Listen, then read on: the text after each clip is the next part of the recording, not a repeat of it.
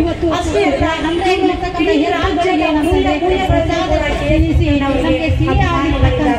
ಎಲ್ಲ ರೈತರು ಕೂಡ ಏನಾದ್ರೆ ಒಳ್ಳೆ ಬೆಳೆ ಬರಲಿ ಅಂತ ಹೇಳಿ ಅಂತ ಹೇಳಿ ಎಲ್ಲರೂ ಜೋರಾಗಿ ಚಪ್ಪಾಳೆಯನ್ನ ಹಾಕಿಸಿ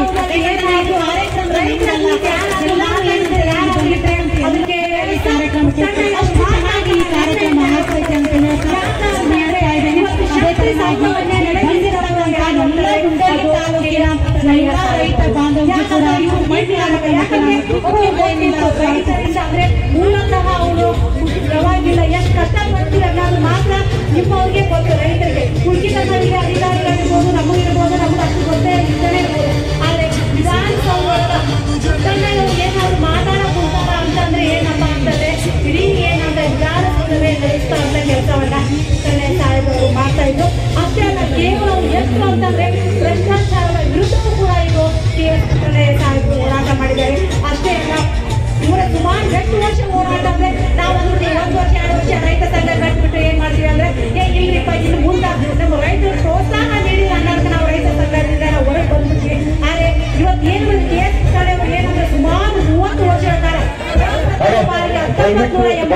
ಏನ್ ಮಾಡಿದ್ರು ಅಂತಂದ್ರೆ ಎಲ್ಲರಿಗೂ 300 ಜನಕ್ಕೆ ಸನ್ಮಾನ ಕಾರ್ಯಕ್ರಮ ನೀವಿರೋದು 250 ಜನ 150 ಜನರು ಹೆಚ್ಚಿನ ರೈತರು ಇಲ್ಲಿ ನಾಳೆ ಉಳಿತೇವೆ. ದಯವಿಟ್ಟು ಯಾರು ಕೂಡ ಅವಸರ ಮಾಡಬಹುದು, ಅನ್ಯತಾ ಭಾವಿಸಬಾರ್ದು. ದಯವಿಟ್ಟು ಆಮೇಲೆ ಏನ್ ಮಾಡಿದ್ರು ದಯವಿಟ್ಟು ಕಾರ್ಯಕ್ರಮ ಅನ್ಬೇಡ್ರಿ. ಇದು ದೊಡ್ಡ ಕಾರ್ಯಕ್ರಮ ಇರೋದ್ರಿಂದ ನಾವು ಕೂಡ ಬ್ಯಾಂಕ್ ಸರ್ಕಾರ ಕೊಡಬೇಕೆಂದು ಮೆಚ್ಕೊಂಡಿದ್ದೀವಿ. ಸುಮಾರು 250 ಜನ ಕಾರ್ಯಕ್ರಮ 300 ಶಾಲೆ 300 ಮಾಲದವರು ದಯವಿಟ್ಟು ಅದಕ್ಕೆ ಶಾಂತ ಇರ್ತೈತಿ. ಯಾರು ಕೂಡ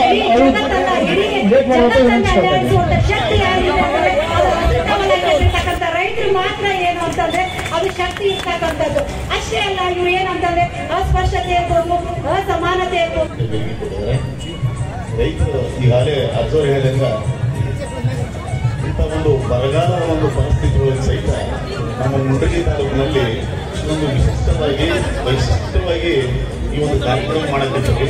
ಇದು ಒಂಥರ ಸಂತೋಷದ ವಿಷಯ. ಈ ಒಂದು ಬರಗಾಲವನ್ನು ಘೋಷಣೆ ಆದ ನಮ್ಮ ರೈತರು ನಮ್ಮ ಪ್ರೆಸಿಡೆಂಟ್ ಜೊತೆಗೆ ನಮ್ಮ ಜೊತೆಗೆ ಎಂಥ ಒಂದು ನೇರ ಸಂಪರ್ಕದಲ್ಲಿ ಪೂರ್ಣ ಸರ್ಕಾರದೊಂದಿಗೆ ಅವರು ಪ್ರತಿಭಟನೆ ಮಾಡಿದರು. ಎಲ್ಲರೂ ಕೂಡ ವೇದಿಕೆಯನ್ನ ಅಲಂಕರಿಸಬೇಕಾಗಿ ವಿನಂತಿ. ಮುಂದಿನ ಕಾರ್ಯಕ್ರಮಗಳಿಗೆ ದಯವಿಟ್ಟು ಅವಕಾಶ ಮಾಡಿಕೊಡಿ. ಯಾಕಂದ್ರೆ ಈಗ ಇನ್ನು ಬಹಳಷ್ಟು ಜನ ಮಾತನಾಡಿದ್ದಾರೆ. 250ಕ್ಕೂ ಹೆಚ್ಚು ಜನರು ಇವತ್ತು ಸನ್ಮಾನವನ್ನ ಸ್ವೀಕರಿಸಿದ್ರೆ ಇಂಥ ದೊಡ್ಡ ಕಾರ್ಯಕ್ರಮವನ್ನ, ಅದು ರೈತರಿಗಾಗಿರೋ ಕಾರ್ಯಕ್ರಮವನ್ನ ಯಾರು ಮಾಡಿಲ್ಲ, ಆದ್ರೆ ಇವತ್ತು ಈ ಕಾರ್ಯಕ್ರಮವನ್ನ ಮಾಡ್ತಾ ಇದ್ದಾರೆ. ದಯವಿಟ್ಟು ಎಲ್ಲರೂ ಈ ಒಂದು ಯಾದಿಯನ್ನ ತಯಾರು ಮಾಡಿ ನಾವೇನು ಆನ್ಲೈನ್ ಮುಖಾಂತರ ಎಂಟ್ರಿ ಮಾಡುವಂತ ಕಾರ್ಯಕ್ರಮದಲ್ಲಿ ಸಹಿತ ನಾನು ಸರ್ವ ಸದಸ್ಯರು ರೈತ ಸಂಘದ ಎಲ್ಲ ಇವತ್ತು ನಾವು ಸನ್ಮಾನವನ್ನ ಇಟ್ಕೊಂಡಿದ್ವಿ. ಅದು ಪೂಜ್ಯರಿಂದ ಏನಪ್ಪಾ ಅಂತಂದ್ರೆ ಸನ್ಮಾನವನ್ನ ಇಲ್ಲಿ ಮಾಡಿಸ್ಕೊಳ್ಳಲಿದ್ದಾರೆ. ಇಲ್ಲಿ ಪೂಜ್ಯರಿಗೆ ಎಲ್ಲರಿಗೂ ಪರಿಹಾರ ಕೊಡ್ತಕ್ಕಂಥ ಒಂದು ವ್ಯವಸ್ಥೆಯನ್ನ ಸರ್ಕಾರ ಮಾಡಿರೋದ್ರಿಂದ ಅವೆಲ್ಲರೂ ಕೂಡ ಎಂಟ್ರಿ ಮಾಡಿಸಿ ಯಾರು ಭಯಪಡಬೇಕು ಅಂತ ಮಾಡಿಕೊಂಡೆ. ಅದೇ ರೀತಿಯಾಗಿ ಎಲ್ಲ ರೈತರ ಅಧ್ಯಕ್ಷರು ಮತ್ತು ಪ್ರತಿಯೊಬ್ಬರು ಕೂಡ ಫೇಸ್ಬುಕ್ನಲ್ಲಿಟ್ಟು ಅತ್ಯಂತ ಈ FIDಗಳು ಎಂಟ್ರಿ ಮಾಡುವುದಾದ್ರೆ ನಮ್ಮ ತಾಲೂಕು ಮುಂಡ್ರಿಗಿ ಈ ಕೊಪ್ಪಳ ಜಿಲ್ಲೆಯೊಳಗೆ ಗದಗ ಜಿಲ್ಲೆಯೊಳಗೆ ಮುಂಡ್ರಿಗಿ 50% ಎರಡನೇ ಒಂದು ಪಕ್ಷ 85% FID ನಾವು ಎಂಟ್ರಿ ಮಾಡಿದ್ದೀವಿ. ಅಂದರೆ ಈಗ ರೈತರು ಕೂಡ ಬಹಳ ತೊಂದರೆ ಸಹಕಾರಿದ್ದಾರೆ. ಆ ದೃಷ್ಟಿಯಲ್ಲಿ ಈ ಒಂದು ಬರಗಾಲದ ಒಂದು ಕಾರ್ಮೋಡ ಕರಿನೆರಳು ಮತ್ತು ಇವತ್ತಿನ ಮುಂಡಗಿ ತಾಲೂಕು ಸಮಾವೇಶ ಅನುಭವಿ ರೈತರಿಗೆ ಒಂದು ಗೌರವ ಸನ್ಮಾನ. ಈ ಕಾರ್ಯಕ್ರಮದಲ್ಲಿ ಪಾಲ್ಗೊಂಡಿರ್ತಕ್ಕಂಥ ರಾಜ್ಯಾಧ್ಯಕ್ಷರಾಗಿರ್ತಕ್ಕಂಥ ಬಡಗಲ್ಪುರ್ ನಾಗೇಂದ್ರ ಅವರೇ, ನಮ್ಮ ತಾಲೂಕಾ ದಂಡಾಧಿಕಾರಿಗಳಾದಂಥ ಸನ್ಮಾನ್ಯ ಧನಂಜಯ ಮಾಲ್ಗಿತ್ತಿ ಸಾಹೇಬ್ರವರೇ, ಉಳಿದೆಲ್ಲ ಯಾವತ್ತು ಹಿರಿಯ ರೈತರೇ ಮತ್ತು ಹೊಸದಾಗಿ ಆಗಮಿಸ್ತಕ್ಕಂಥ ಮತ್ತು ಈ ಕಾರ್ಯಕ್ರಮಕ್ಕೆ ರೈತ ಮಹಿಳೆಯರಾಗಿ ಮತ್ತು ಕಾರ್ಯಕ್ರಮ ನಿಜವಾಗಲೂ ಕೂಡ ಬಹಳಷ್ಟು ಒಳ್ಳೆಯ ಒಂದು ಮುಂಡರಗಿ ನಗರಕ್ಕೆ ಶೋಭೆಯನ್ನು ತರ್ತಕ್ಕಂಥದ್ದು, ಮುಂಡರಗಿಗೆ ವಿಶೇಷವಾಗಿರ್ತಕ್ಕಂಥ ಕಾರ್ಯಕ್ರಮ. ಇಲ್ಲಿ ಸ್ವಾಗತ ಮಾಡುವಲ್ಲಿನೂ ಕೂಡ ವಿಶೇಷತೆಯನ್ನು ತೋರಿಸಿದರು. ಅದರ ಜೊತೆಗೆ ಕಾರ್ಯಕ್ರಮದ ಉದ್ಘಾಟನೆಯನ್ನು ಕೂಡ ಒಂದು ಎತ್ತುಗಳನ್ನು ಪೂಜೆ ಮಾಡುವ ಮೂಲಕವಾಗಿ ಅವಕ್ಕೆ ತಿನಿಸನ್ನು ಕೊಟ್ಟು ಸನ್ಮಾನ ಮಾಡತಕ್ಕಂಥ ರೈತರ ಒಂದು ವೈಶಿಷ್ಟ್ಯವನ್ನು ತೋರಿಸಿಕೊಟ್ಟಂತಹ ನಮ್ಮ ಕಾರ್ಯಕರ್ತರ ಒಂದು ವೈಶಿಷ್ಟ್ಯ ನಿಜವಾಗಲೂ ಕೂಡ ಮೆಚ್ಚತಕ್ಕಂಥದ್ದು. ರೈತ ಇವತ್ತು ಜಗತ್ತಿಗೇನೆ ಒಂದು ಅನ್ನದಾತನಾಗಿ ಬೆಳೆದು ಬಂದಿದ್ದಾನೆ. ಆದರೆ ರೈತನ ಒಂದು ಭವಣೆಯನ್ನು ನೀಗಿಸುವಂತಹ ಕೆಲಸವನ್ನು ಇನ್ನೂ ಕೂಡ ನಮ್ಮ ದೇಶದಲ್ಲಿ ಆಗಿಲ್ಲ ಅಂತಕ್ಕಂಥ ಮಾತನ್ನು ಇವತ್ತು ಗಮನಿಸಬೇಕು. ರೈತನ ಮುಖ್ಯ ಒಂದು ಆದಂತಹ ಒಂದು ವಿಶೇಷತೆ ಇತ್ತೀಚೆಗೇನೋ ಸೌಲಭ್ಯವನ್ನು ಕೊಡಬೇಕು ಅಂತಕ್ಕಂಥದ್ದನ್ನು ಮಹಾಲಿಂಗಪ್ಪನವರು ಅಂತ ಹೇಳಿ ನಮ್ಮ ಹಾನಗಲ್ ತಾಲೂಕಿನೊಳಗೆ ರೈತ ಮುಖಂಡರು ಇದ್ರು. ಅವರ ಒಂದು ಕಾರ್ಯಕ್ರಮದಲ್ಲಿ ಆ ಮಾತನ್ನು ಹೇಳಲಾಗಿತ್ತು.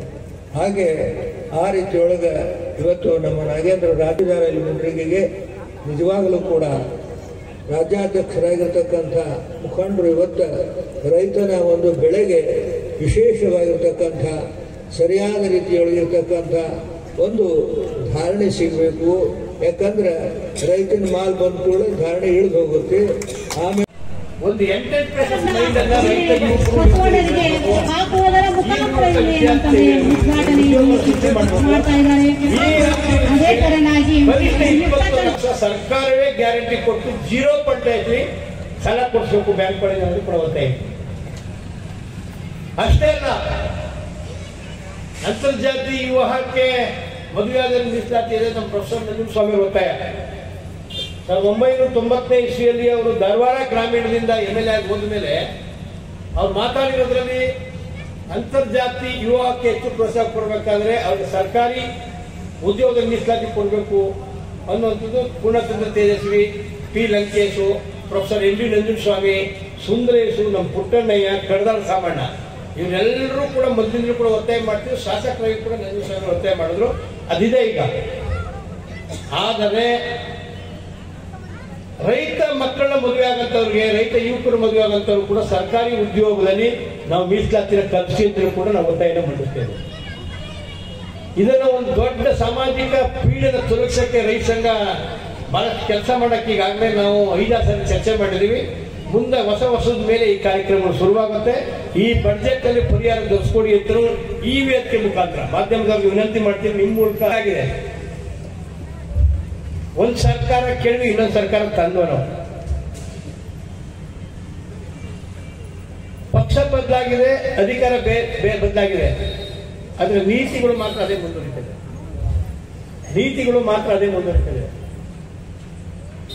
ನಾನು ನಿನ್ನೆ ಶಹಾಪುರದಿಂದ ಬಂದೆ. ನಮ್ಮೆಲ್ಲ ಸಹೋದ್ಯೋಗಿಗಳು ಸ್ನೇಹಿತರವ್ರೆ, 18ನೇ ತಾರೀಕಿನಿಂದ ದಿನ 7,000-8,000 ಜನ ಬೀದಿಗಿಳಿದ್ದಾರೆ. ನೀರು ಕೊಡಿ ಅಂತ. 20,000 ಎಕರೆಯಲ್ಲಿ ಮೆಣಸಿನಕಾಯಿ ಬೆಳೆದಿದ್ದಾರೆ, ಹೂ ಕಟ್ಟಿದೆ. ಇನ್ನು 3 ನೀರು ಕೊಡದೆ ಫಸ್ಟ್ ಕೈ ಕೆಡಾರ.